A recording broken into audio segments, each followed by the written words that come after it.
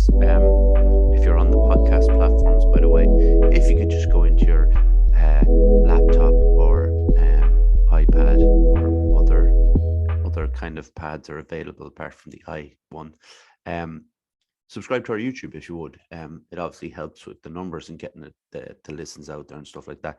That's enough of me selling stuff. Yeah, and thanks for your support during the week. The reason why I'm not on a screen with somebody else this week is some conflicting schedules, and I was kind of left at a kind of a bit of a situation where I wasn't sure if I'd be able to get anyone in time, because you don't just want to dump the fact that, you know, I need someone to come on the podcast, and could you come on like this in the next couple of days on people, and you know, you're reaching out to people, sometimes they don't see the Instagram message, they don't see the email or whatever. So I instead of putting myself under unnecessary stress, and I put myself under stress when it comes to solo ones, because I think, oh God, who's going to want to listen to me again? You know, they want to, people who listen regularly want to hear guests and different opinions. But, you know, it's like, it doesn't matter, you know, in the sense of if people decide, oh, I'm not going to listen to Derek's 2 solo episodes in a row, that's fine, that's good. We'll have a guest, definitely have a guest next week. I'm sure of it.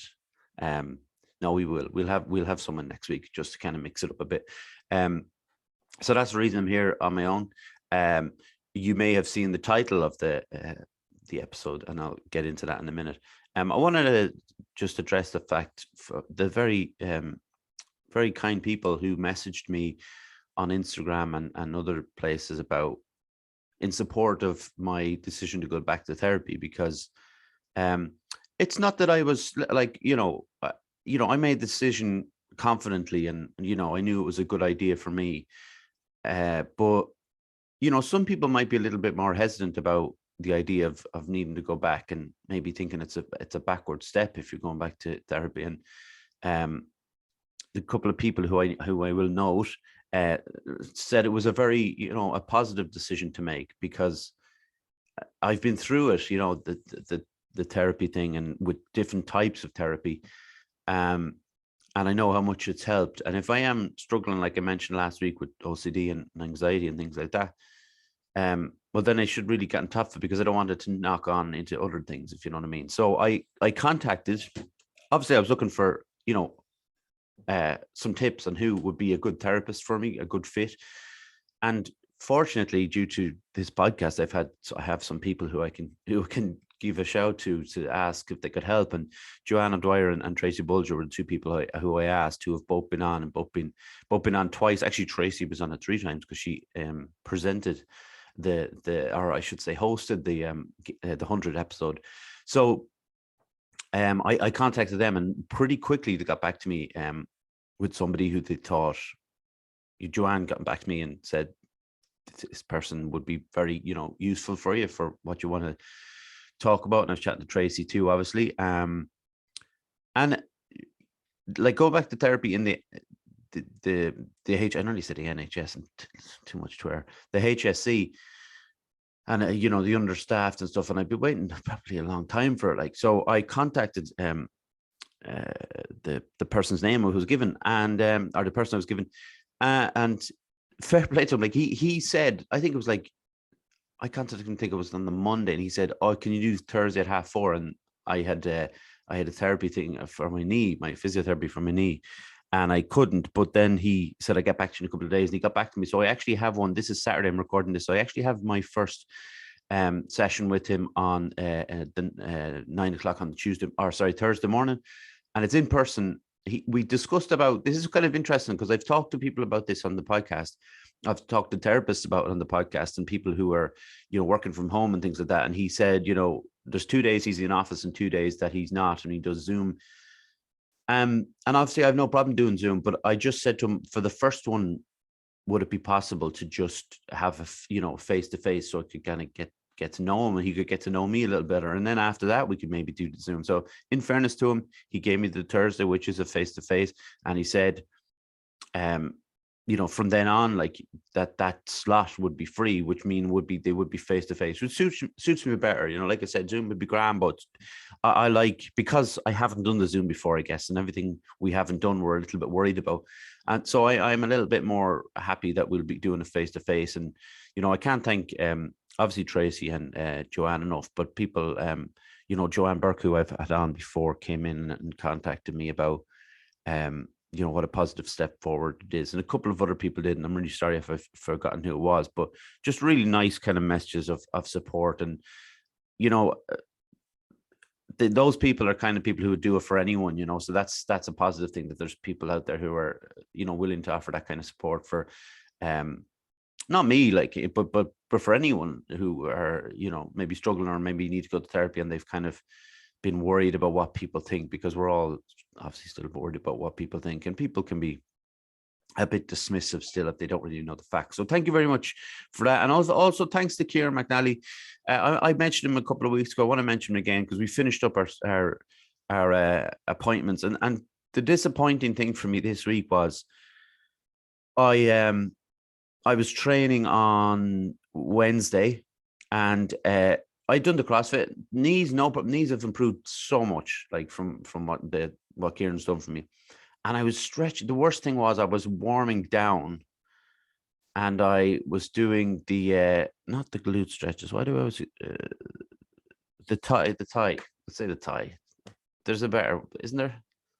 Anyway, it doesn't really matter. But so I was stretching back, and as I let my leg go, I felt this like kind of weird. I couldn't really even describe it to Kieran, to be honest, but it was like this tiny little pop or separation or something, and it just locked, my leg locked. But the next day I had that appointment with Kieran, and he was massaging it, and he could feel that there was a lot of inflammation. So he thinks it's just inflammation, which is very reassuring, because I felt terrible Wednesday evening, thinking that it was like a big setback, maybe like a tendon again or something. But like, Kieran has been great, sending me videos as well. And, even though we're finished, he said, like, send him on an email about like a couple of days, let him know how it was getting on, and he'd be able to help me that way. So if you do have any trouble with any, physical ailments, we'll say, Kieran McNally's your man, because, it's no good to just sit at home resting an injury. I'm talking about, like, I'm not talking about very serious injury, obviously. I'm talking about, the ones that I've been going through. You got to be moving it, and Kieran give you the right way to do it at the right pace, and very much a confidence builder. He gets it in your head that you can do it and stuff. So I think that's my thank yous for today. But so the idea of this episode, and it's gimmicky, and it is very gimmicky in nature. And the reason being, it's called a celebration of 100 guests. The problem with that title is we've had 98 guests. So we are cheating a little bit. The reason being, because I was going to have, a celebration of 100 guests after we had the 100 guests, but this opportunity was here while there was no guests for this week. So I thought, well, let's do it. So the way I wanted to do it is, and it's, some of the stuff is noted down here, but I don't know. So I want to just show the people who are watching. So that's what my list, that's my notes for the episode today. Okay. So that's a usual, like 2-page, even if I go here. So here's Brendan Harding's notes. They're all there. Okay. And then we go off that. So what I want to do in this episode is, that's my second copy. This is my first one that's obviously full to the brim. So I'm going to turn to a page randomly, and I promise it's random, and it's not, I haven't set this up in any way, but I want to turn to a page randomly, maybe do 6 or 7 guests, depending on how the timing is going. And I'll scroll to that guest, and then I want to explain, like, kind of go through, not kind of dissect the episode, but obviously talk about where I was at the time myself, why I wanted to talk to this person, what we talked about, how I was feeling about it, because there's many stories within these episodes, and before and after, of me as well as the guests coming on. So it's, and why, even our correspondence between us as I'm trying to get the guests on, because they can be over and back and kind of tiring, but obviously always worth it in the end. So what I'm going to do, I'm going to go from obviously the first copy. If I land on a solo episode, I'm going to skip it. We don't need to talk about like my own solo stuff. And that was like, I think I did 9 in a row during lockdown. I'm going to skip them if we land on it. So yeah, so right, let's set this up instead before we go into the guest. Right, I have this written down about my worries as a host. So it's not my worries about this episode, because I'm not hosting anyone. I'm hosting the show, but I'm a host anyone. When I go to pick people and stuff, say if I have two people who have like similar, maybe it's psychotherapists, because I had a couple of psychotherapists on. And my immediate worry is that I would start asking the same questions, because it would be a very easy thing to do. It'd be the handiest thing to do for me, because then I could just, from what they answer back. But they're different, obviously, much different people, much different approaches to it and stuff like that. So what I don't do, and this is probably, I don't know, it seems to have worked, but what I don't do is I don't go back and look at the previous guests. So say if I had Olivia Feehan, for instance, who's a psychotherapist, and then I had Anita Lynch. So there's two I've had on, yeah. And so who was first? I think Olivia would have been before Anita. So if I had Olivia and I've asked these questions, I don't go back, and that probably sounds silly because then I could repeat the questions. But I kind of think that my questions would be different because I've already spoken to Olivia and I've found out really more about what a psychotherapist does. So then I'm able to, without asking those questions to Anita, I can ask her approach to what she does. So it's a different question, so you can kind of move it around a bit. Now, it's not often where I have two people who've done the same thing, but if I talk about jiu-jitsu to two different people, it's easy for me because I can talk about it. I know what it is about when I've done it. But when I'm talking about something I have no idea about, I kind of feel like sometimes there's a case of winging it. But that's not like necessarily a bad thing, because it gives the guest more time and to answer the question and to be more kind of clear about what they say, whereas I'm just kind of asking the most basic questions, if you know what I mean. So I think it's good in that way. Obviously, a huge worry is the internet in itself. Obviously, when we have people in the room, it's not so much a problem. Well, it's not a problem at all. But when we are online, like my internet has never had any trouble when we've been on. We have actually decent internet out here, even though I can't hardly hear a bloody phone call on my phone because of the service provider. But the internet is really, really good. But when you go onto a guest's video and it's all kind of choppy and the sound's cutting out, you're immediately thinking, oh God, don't, because you don't want to waste their time. You don't want to be, you want them to have a good time while they're there and not have to worry about where they're going to stand and where they're going to move around. It's happened a couple of times, and the guests have been very patient and very, tolerant of me, which is nice of them, obviously. And of course, there's that big one of, like, we had a couple of occasions where the electricity went down on the day of the recording. Now, not an hour before or anything, but like, that morning of, and you're immediately going, oh, if it goes, it just... I'd be so stressed out, and I don't want to be stressed out coming into it, because I think you can feel that off someone if you're stressed out. You get that, even if it's through the computer screen, you get that impression that this person's like not themselves or acting strange. So they're the kind of worries. So what I'm going to do, should I do it on camera? No, I think you trust me, don't you? So what I'm going to do, I'm going to go for the first one. So I'm going to not too far into the copy. I'll open the cover. Okay, so I go not too far in. I hope it's not one of my own ones. So I land on, no, I can't do Josh. I've talked about Josh too much. That'd be unfair. Okay, so all right. So I land on Zita. But Zita's is an interesting one, okay? Because did I know Zita, or did I meet Zita before the podcast? I think I met Zita before the podcast in town, just to have a chat. Get to know the person, which I'm always willing to do. Now, Zita would have been coming to the house. This was episode 5, recorded on the 29th of February, 2020. So when the day Zita came out, I remember it being there was a storm, and it was really, really bad storm, and I think Zita got a taxi out, as far as I remember. But I remember, and if you go back and listen to it now, you can actually hear the the wind and the rain on the roof. Like it was really full on, you know. And I was talking to Zita about a lot of things because Zita did a lot of things with regards to kind of, she was bodybuilder first, and then she went on to do, and which she does now, she does powerlifting.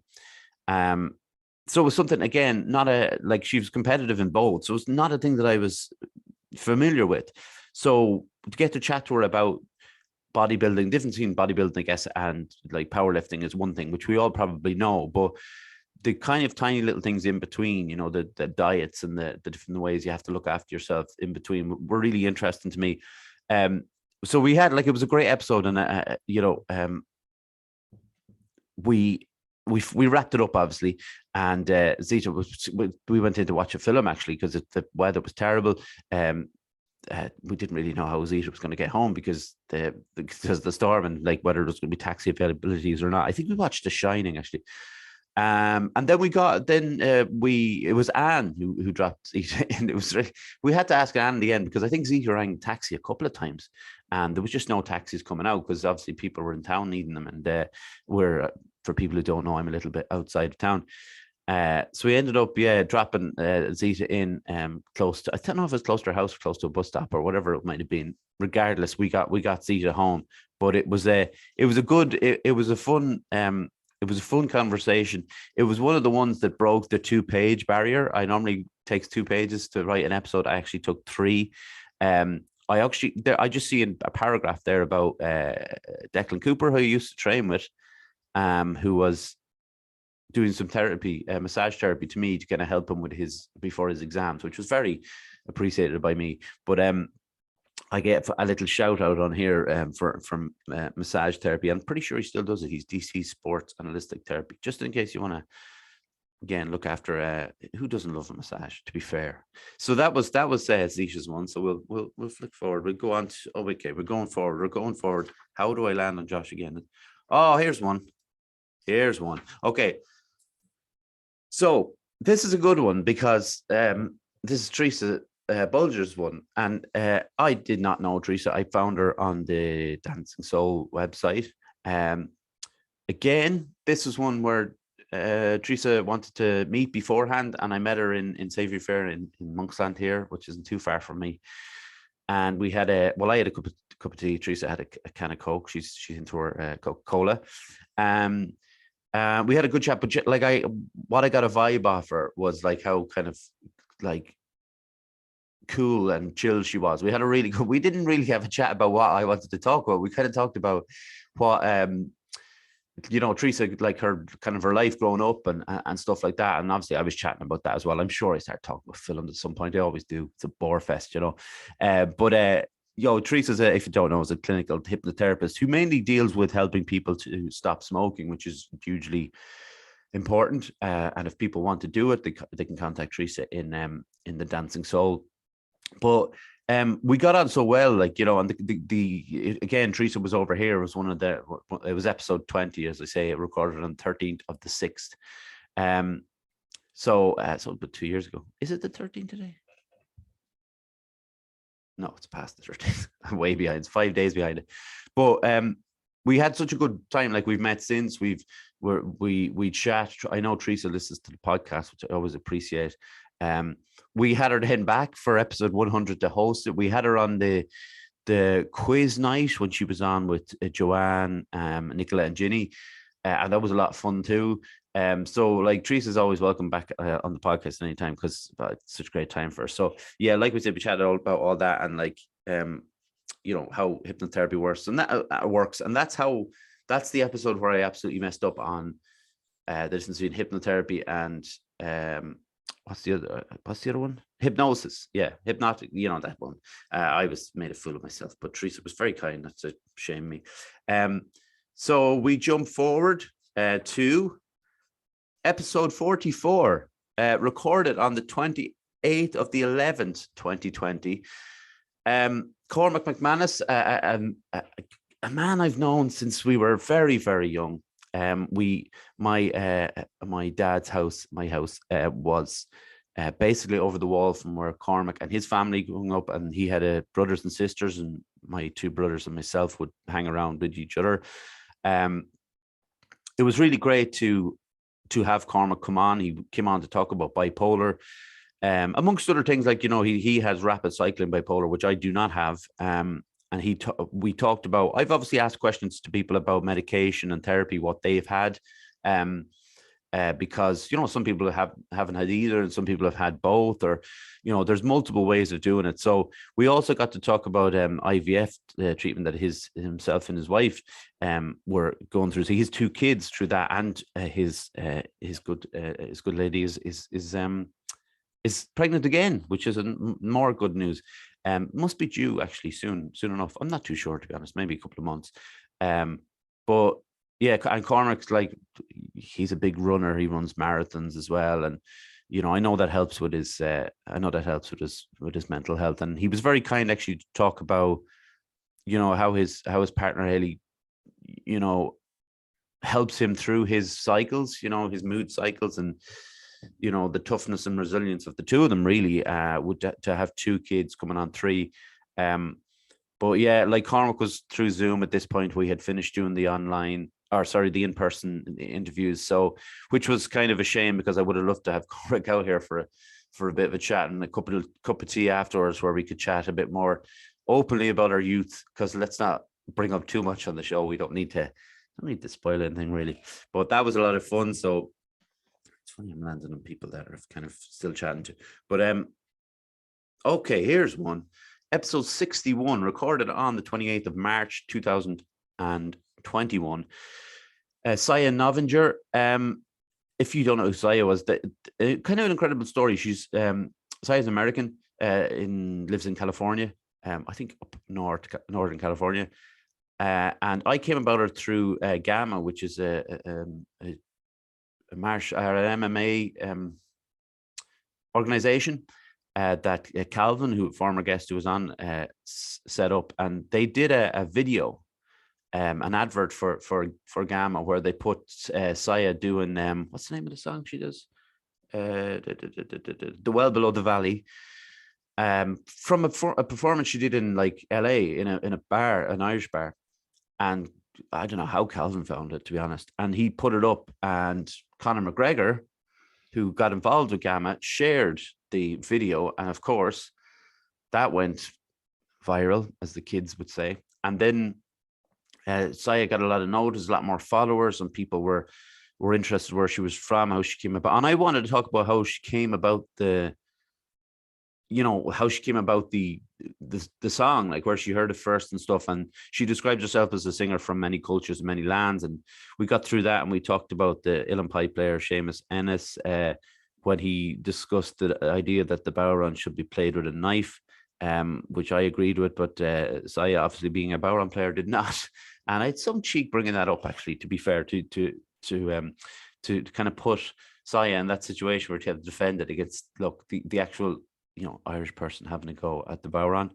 And we talked about, performing live through shyness, and the arrangement she does for each song, because to stand up and sing a song like that yourself, just you playing the bodhrán, it's a tough thing to do for anyone, because it's like a cappella, with just a percussion instrument. So it's but if you want to actually check out that video, just Saya Novinger, Saya Novinger, at the Well Below the Valley. And if you haven't checked it out, go and check it out. And if you want to listen to Saya, this is still our furthest reaching interview. We were as I say, she's up in Northern California, and that's as far as we go. So we have to deal with some time difference issues as well, which wasn't a problem, luckily enough. What is it, 8 hours, 7 hours? So that was a lot of fun. So that was episode 61. What I'm going to do now, before we go any further, is I'm going to read the trusty the advert. So, Fusion Training Center, Monksland Athlone, a place to train in Brazilian Jiu-Jitsu, kickboxing, martial arts, and CrossFit. A great atmosphere with experienced coaches and a real sense of community. If you want to join the team, find us on Facebook at Fusion Training Center, or drop in for a chat. Fusion Training Center, train like a warrior. Women's classes are going very well in there. I'm really enjoying it. Every week or so, there's 1 or 2 more coming in. People are bringing their friends in, which is great. and everybody seems to be having good crack. That's, that's more, that's hugely important. It's a huge draw because obviously you're there to learn martial art, or sorry, self-defense, jiu-jitsu, but it's a good environment as well, and everybody seems to be very chatty with each other quite quickly, and that's important too, because we'd be waiting a while for me to knit all that side of it together. But obviously I'm trying, I'm doing all right with it. I'll take a quick drink and we'll try for another episode. I don't know how many we've done already. 3, is it? Maybe 4. I don't know.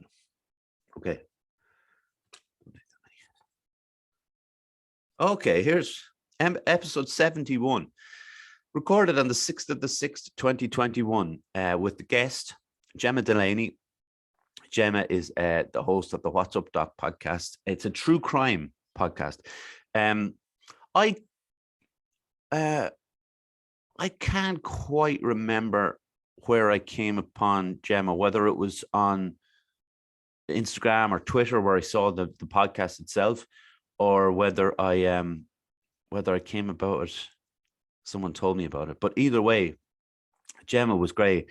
This has happened a few times where someone has a good mic and you've got a good mic and it sounds great when you have the two professional sounding mics.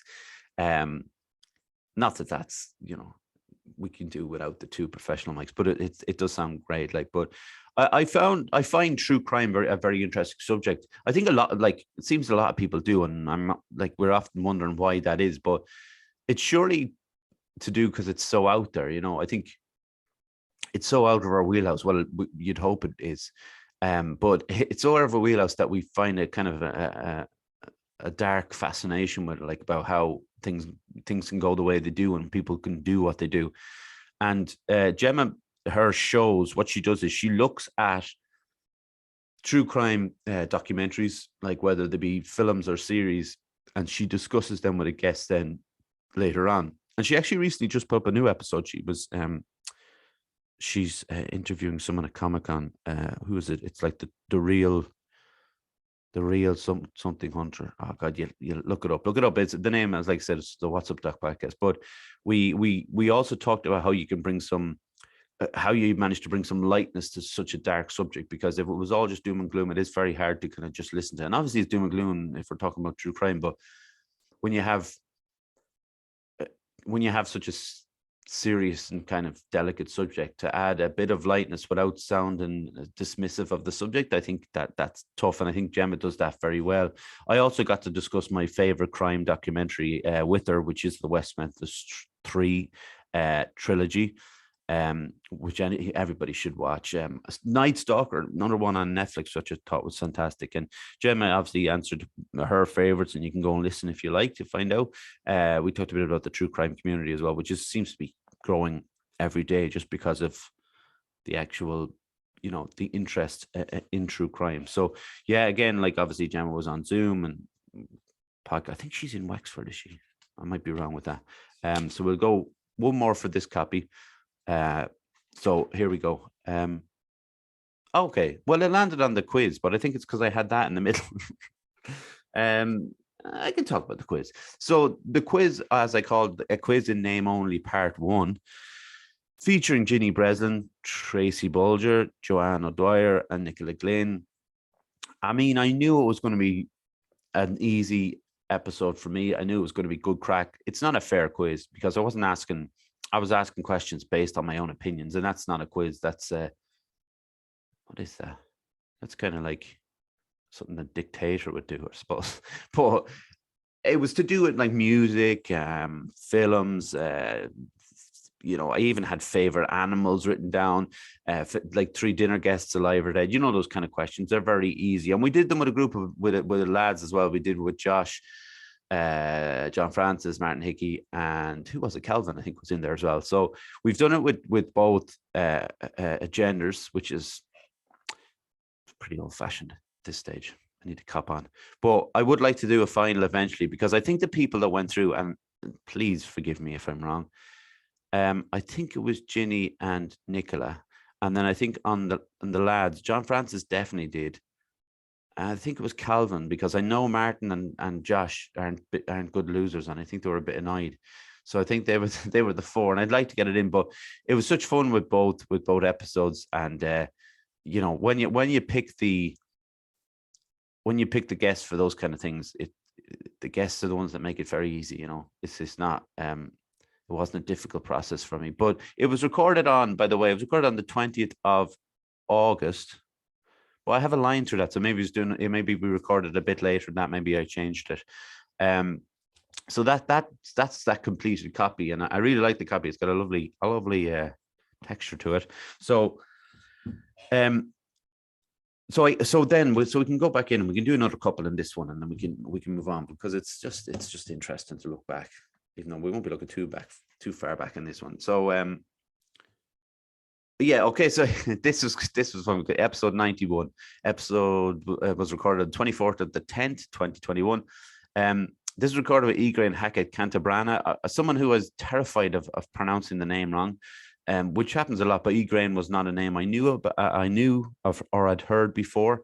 But Egrain is the host of What a Scream podcast, and this was an opportunity for me to talk a bit more about horror. And it's interesting, because Josh said to me the other day, is it like, what are your favorite genres? Obviously one is horror, and I was like, it's not, like, but obviously in October I always go for a little bit of a horror marathon, because just for the spirit of it in around Halloween. And I watch back in old favorites and try to look at new horror films that I haven't caught up with yet. But I got to chat with Egrain about it, and it was really good, because she writes about it for magazines and stuff as well, for sites. And obviously she has a huge knowledge on horror and stuff, and we had good crack. And she's also a burlesque. Well, she was a burlesque performer. I think she actually stopped doing burlesque, or I could be wrong. She, at the time, she wasn't doing it because of the COVID thing or whatever. But yeah, I obviously still follow Egrain, and she's a great writer about horror. I think horror is a particularly difficult genre to write about when it comes to films. I think if you look at something like drama, it's depending on the film, obviously, but I think horror seems to have a lot of layers and a lot of psychological layers, really, because sometimes it's not about what you see or what you don't see. It's about way more than that, and it goes a lot deeper. And a lot of the horror films that are coming out now seem to have that idea behind them. It's not just slasher stuff. It's more in depth. There's more in the I guess the psychosis of the villain or the bad guy than you would think. So I do like it, and it was a fun chat. We'll do two. What time are we on? Don't want to go too far and too long, but so we're here on episode 103, recorded on the 15th of the 1st, 2022, with Eva Wall. Eva, I was really happy to get Eva on. It took me to episode 103 to get someone to talk about books, just about books. Eva I was follower on Eva's Instagram page, and she was always posting about books and stuff. So I wanted to kind of nerd out a little bit about books, and she has a blog too about it, and going into depth about the book she's reading at the time. And it's really fascinating, because she tends to or I should say, she doesn't tend to focus on one particular thing. So she reads the new books, but also goes back to things like Jane Austen and things like that. And when people write really well about it on a blog, it does draw you to the books, because sometimes you're kind of thinking, oh, Jane Austen, I think that's a bit highfalutin, or whatever you might think. It's a bit romantic, or whatever you're thinking about. And she's a great way of putting it across that there's more to books than just the way we see them. Believe the people who've read the books, basically, is what I'm saying. But we also talked about her becoming a teacher, and I got a chance to talk about my favorite books, which, by the way, my favorite book is To Kill a Mockingbird, if I haven't mentioned that before. But yeah, I talk about my favorite authors, and we go back and forth. It's a fascinating interview. Eva was really nice to she was really embarrassed at one point about her sister walking into the room when she was doing it. But yeah, that's how I came across Eva, was on Instagram. So that's why I wanted to have her on and ask her about about books. So we are no, I'm not going to do that episode. So where are we? Okay, no, we'll go back. We'll go back one. We'll go back one or two because we're too close to the end. Oh, here's one.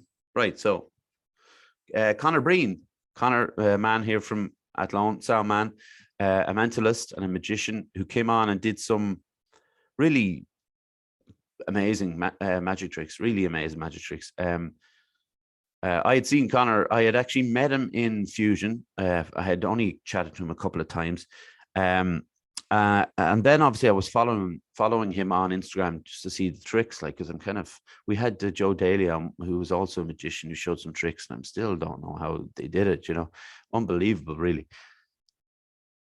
So we had Connor on, and obviously got to chat to him about how he got into magic, and he's a really really great speaker. You're kind of drawn to him, and then he started doing the stuff he was doing, and I just can't get my head around the stuff. I really can't. And then we talked about like what a mentalist does, and even like there was an amazing thing about Connor on it, and somebody said it to me afterwards, and it's like something I didn't really note at the time, is when he got one of the tricks wrong, like, but he didn't at any point get flustered about it. He just said, okay, we'll move on to the next one. I mean, they're not, he even said he doesn't go off the principle of like 10 out of 10 times he's going to trick right. I can't remember exactly what he said, the ratio he does, but and I don't want to misquote him, but like 10 out of 10 is not something that he's aiming for, because those tricks aren't going to go up. They look very, very complicated, so I'm sure they're very complicated to pull off. But that was a really fun one. And then just the really coincidence was that a friend of mine is Connor's like great, or is Connor's granduncle, and so that was kind of something that I didn't know. So it's one of those little things. But look, Athlone is a small town. But yeah, I hope you enjoyed that little run through those guests. They were random. I'm not cheat. All right. So yeah, like I also like when I talk about, it's easy to reach out to someone who, maybe we have mutual friends or something, because you can kind of mention it. But it's not so easy to reach out to someone who you have no idea who they are. They have no idea who you are. They might even open your message on Instagram, because they might be getting messages all the time. They just ignore them. That you kind of go, fair enough. So they mightn't even see on that. They mightn't even see on Twitter. They mightn't open their messages. But I'm still so awkward about reaching out to people. And I think I'm awkward about the wording in the message. I have this like template message, and then I kind of fill out different bits and pieces for what, why I want them on, like, and what drew me to their page or whatever it might be. I'm just so awkward about it. And it's not like, sometimes like any podcaster who has guests on is going to say the same. Like, some people reach out, like, will message you back and say they're up for it, and then not get back to you the second time, which is, disappointing. Then, somebody mightn't get back to you at all. But I don't get like upset about the rejection and such. Like, it's just people don't have time for everything.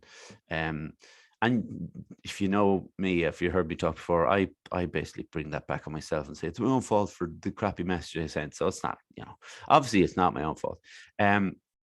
I still do want to take the kind of show on the road, and just to mix it up a bit, but it'd be nice, like, for my own sake, to push it a bit, to travel to somebody's house, or travel it, even if it's a different county or whatever, and just bring the equipment I need and just go for it. And as long as the ceilings were low like mine, or we had a room that wasn't too echoey, because that would drive me mad.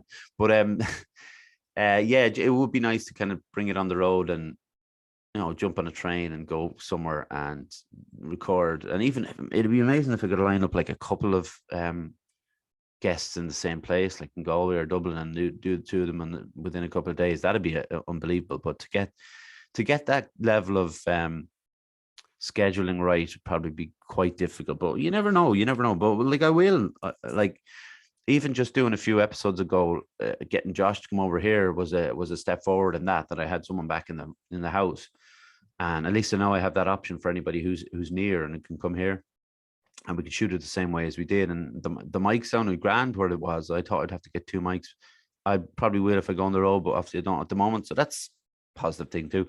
And there was one thing actually during the week. Again, I went into I went into town to get a gift from my dad for Father's Day, which would have passed by now by the time you've heard it. Like, it was, this is recorded the day before Father's Day. And I really didn't like it or feel comfortable in there. It's such a weird thing that seems to happen. And I don't know if it, like, this isn't like, if I go from my house to my dad's house, I'm not talking about that, because I'm going into town, but I'm not stopping in town. I'm not locking the bike and having to go into the shopping center and do bits and pieces. But so that's different. But when I go there's something I'm not comfortable with. And it's nothing to do with COVID, obviously. It's to do with the break that was kind of there, the 2-year break, which I took, which I was delighted not to go into town. I was happy that never in any case did it bother me that I couldn't.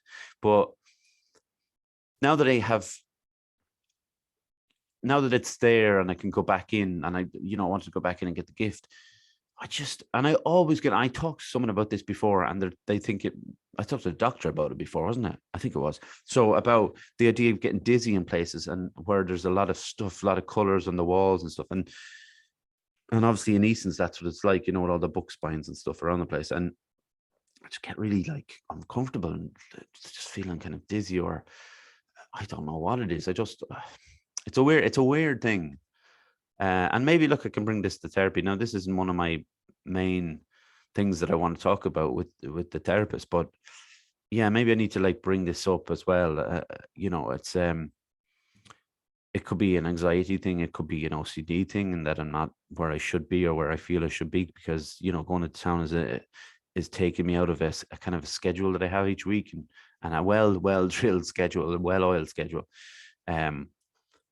So yeah, it was just one of those things that I kind of wanted to kind of, maybe someone who's listening can give me a advice or a tip on, or maybe tell me what they think it might be, because it's a very weird thing. It doesn't happen when I go into the gym.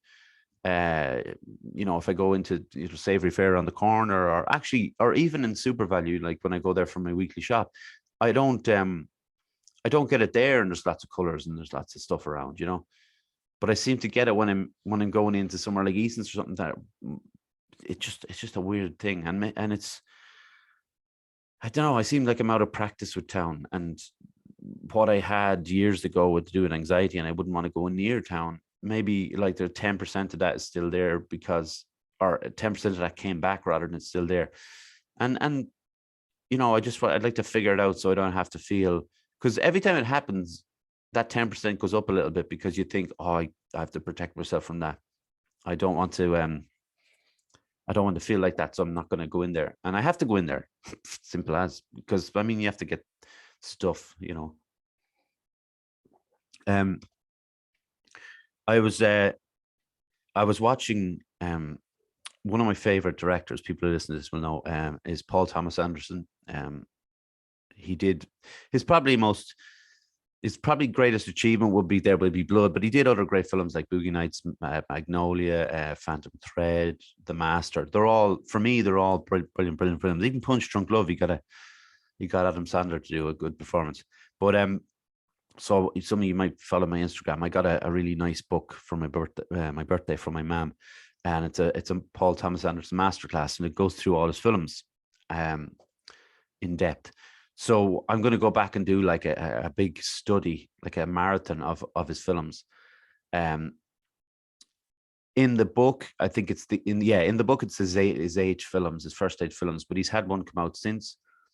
I just posted about it this morning. It's my film of the week, and if anybody follows that little series I have, it's called Licorice Pizza. I didn't understand the title, and it doesn't explain it in the film at all, but I did find out that a licorice pizza is a vinyl record, which does make sense. He was going to call the film Soggy Bottom, which would have been worse, but Soggy Bottom is the name of a company the young lad sets up in it for waterbeds. But it's a really beautiful film set in the 70s, and it's about a young lad, 15-year-old, who kind of gets infatuated with a 25-year-old, I think, and it's Cooper Hoffman plays the young kid, and he's Philip Seymour Hoffman's son. Oh, some of his expressions are so like his dad; it's unbelievable. And Alana Haim from the band Haim is the lead, and her whole family's in as well. Her two sisters who were in the band with her, in an actual band, not the film band, and their parents play the parents as well, which is good. But it's great because it's about him. He's after her. She seems to have like a fascination or a want to hang around these young kids. Maybe she thinks they're cool because she didn't have that kind of thing when she was that young. But he's this kind of little like grifter, that he jumps from these little ideas to ideas. Like one of his ideas is water beds, and then he switches it over to something else. He gets a little store. But it's kind of it's a drama comedy film, but there's certain elements of it you kind of have to just go with it with regards to like, their kind of fantasies. And PTA is Paul Thomas Anderson is this big fan of doing. I can't remember what the name of it is, and I should really know. But he'll have say if you and I are walking down the street and we're talking about films, and like the end of the sentence would be, and then I saw Licorice Pizza in the cinema, and he'll stop the conversation will stop. It'll jump to a different scene. You're in a different place, but the conversation carries on. You know what I mean? So it's the same. So from between when the conversation stopped on one street to when it started on the other, there was no gap in the conversation. They just moved location. You see it in some films, and it's kind of jarring, but he seems to use it quite a lot. I probably explained that terribly, but if you want to know more about it, contact me on the Instagram page and we can have a chat. But he uses a lot. Look, it's a very old-fashioned method of cinema. He's huge on people like Robert Altman and again, even going back further than that as well, to directors who would have used that because it was a device used at the time. But I mean, now it's not logical for two people to be having a conversation. The conversation ended at one point and starting at another point, but it moved into another location. So I do love the way he uses that. I'm a big fan. It's very disorientating, but it's really cool. But so yeah, I'd really rate the film. I gave it 4 out of 5 on my letterbox, and I think when I talk about PTA's films, 5 out of 5 is There Will Be Blood and probably The Master and Magnolia, and then most of the others are 4.5, 4 stars. He's got an incredible rate. Even his first film, Hard 8, is a really, really gritty crime kind of slash noir kind of film, but it's good. It's got Samuel L. Jackson, it's got John C. Reilly, and unfortunately Philip Baker Hall, who passed away last week actually. But he's such a great filmmaker. But I just wanted to mention that film because I have great excitement when his films come out. And I also found out yesterday that The Beatles Get Back is coming out on Blu-ray in 2 weeks, and I can't wait to get that too. But I know I got to go through some guests there, but I do obviously want to make a very, very special thanks to every single guest who has been on this show. All 98 of you, plus the 2 who I've missed out, who are going to be on in the next couple of weeks to round it off to 100. You've made the show. It was, I know I don't give myself enough credit for the podcast. I don't give John credit for the part. What I do, I thank John every day. I don't every episode and that, and I appreciate. He knows I appreciate what he does for me, what I can't do. But I know I don't give myself enough appreciation, and my mom's the first to tell me that I don't. But the show, like, I wouldn't have got the 125 guests or 125 episodes without the guests. I wouldn't, I'm rambling here. I rambled in the last episode. It's to do with the guests that come on, the variety of guests, and their willingness to talk, not the willingness to talk about what they do and their jobs and things like that, what they do for a hobby, but in particular for embracing the idea that it's a mental health podcast, that where we are open about mental health. And I'm inevitably going to ask a couple of questions about mental health, and they embrace that. They don't shy away from it at any point. Nobody has. So for every one of you, thank you so much. And a big thank you to our only other host ever, to Tracy, for episode 100. That was a lot of fun. And I'm going to get her back for episode 200, but it's not for another 75 weeks. So you're all right, Tracy. You can relax for a bit. But yeah, it's been a pleasure being able to chat to all of you and to be able to keep in touch with some of you. And it's definitely over the last 2 years, it's brightened up my life, and it's given me a sense of kind of achievement in something, and an open book to an open diary for me to write out my thoughts and speak my thoughts to you. and put it on here on record. And even even talking about old guests, if I listen back to myself 2 years ago, I was a different person, like we all were, but I can hear myself grow through the episodes and maybe be more confident with the guests, and may hopefully be able to put them at ease if they need to be. But most of you haven't. You've been unbelievable. So yeah, thank you to all of you. Thanks to John as usual for his tech achievements. Thanks to my mum and dad, my granddad, Jaron Calvin, for your support, for your help putting the podcast together, for listening every week. It's been great. We are on Facebook, as I mentioned earlier on. Subscribe if you have the time, and that would be very appreciated. Instagram, Facebook, and Twitter. You can contact us on any of them if you want to talk about something. If you want to reach out and you think you might know a couple of good guests to come on, do so. That'd be great. We're welcome to, or everyone's welcome. After a serious vetting process, I know. We're on Spotify, Apple, Anchor, Google Podcasts, etc. Thank you very much for listening to me again, Waffle, 2 weeks in a row. But look, we threw something together. In the midst of some sort of guest crisis, we threw something together. But next week, I promise you, next week we will have a guest who I'm very looking forward to speaking to. So yeah, until then, thank you so much. I hope you have a lovely week. Take care. Bye.